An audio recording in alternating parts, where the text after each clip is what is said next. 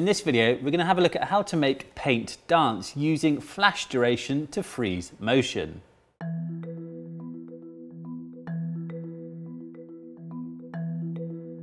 By using the vibrations from a speaker, we can capture vibrant close-ups of paint as it bounces and dances along to our favourite tunes.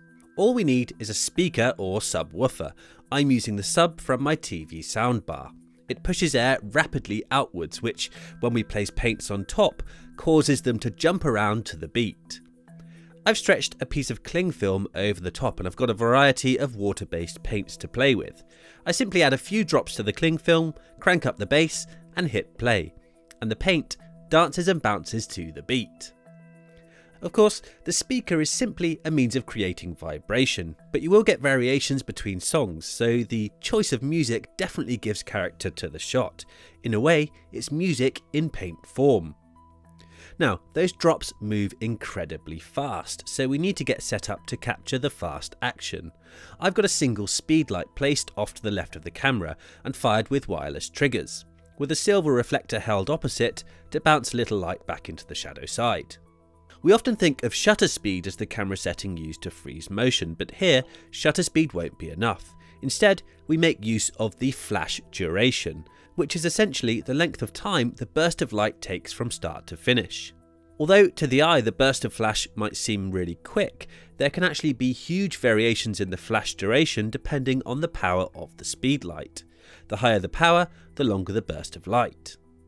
At full power, the flash from a typical speed light might last for 1/800th of a second, which might sound really fast, but it just won't cut it here. This was taken at full power, and as you can see by the blur on the peaks of the paints, the flash duration hasn't been quick enough to freeze the action. By contrast, at the lowest power, a speed light can typically yield a flash duration around 1/40,000th of a second. Now, we don't necessarily need to go all the way down to minimum power, we just need to find the sweet spot between output and duration. Here, with the flash power on my Yongnuo speed light lowered to 1/32 power, the duration is around 1/10,000th of a second, enough to freeze that super fast motion in crystal clear clarity. Now there's one other thing we need to do, and it's quite difficult to show in the video, so you'll just have to imagine it. We need to take our shots in near darkness. This way the ambient light in the room won't influence our exposure. In near darkness, our 1/10,000th of a second flash duration effectively becomes our shutter speed, because there's no other light than the flash to illuminate things. As for my camera settings, I've set my shutter speed to 1/200th of a second, which is around the max flash sync speed for most DSLRs. I've also opted for an aperture of f32. This gives me maximum depth of field, which is very handy as I can't be sure exactly where the paints will rise up, so I want to expand the plane of focus as much as possible. A combination of low flash power and narrow aperture means that, unusually for flash photography, I need to use a fairly high ISO of 1000. It's also impossible to focus on the moving paint in near darkness, so instead we have to use manual focus and pre-focus on the paint before we start playing the music. With everything set up, it's all about timing the shot to capture the dancing paint at its most dramatic. This can be hit and miss, but with a little perseverance you can get some fantastic vibrant shapes to the paint. Once the shoot's over, we can head into Photoshop to finish off our shots. So here I've got a few of my paint images open into Photoshop, and I'm going to show you how we can make a few quick and easy enhancements. Now, you might find because of the surface we use, we're going to get these little highlights on the cling film here. So let me bring up my layers panel and I'll show you how we can quickly remove them. Now, of course, because we've photographed our paints against black, we can just add a new layer, grab the brush tool from Photoshop's toolbar over here, hit D to set black as our foreground color, and then we can just paint to remove those marks just by painting black over our image like this, just to get rid of any little messy spots. If there's any areas that are kind of slightly lighter than we'd like, we could also burn them in. So I can highlight my image layer here, then I can grab the burn tool, I can set the range to shadows, and then paint to target the darkest tones and burn them in to get a better, more polished result like this.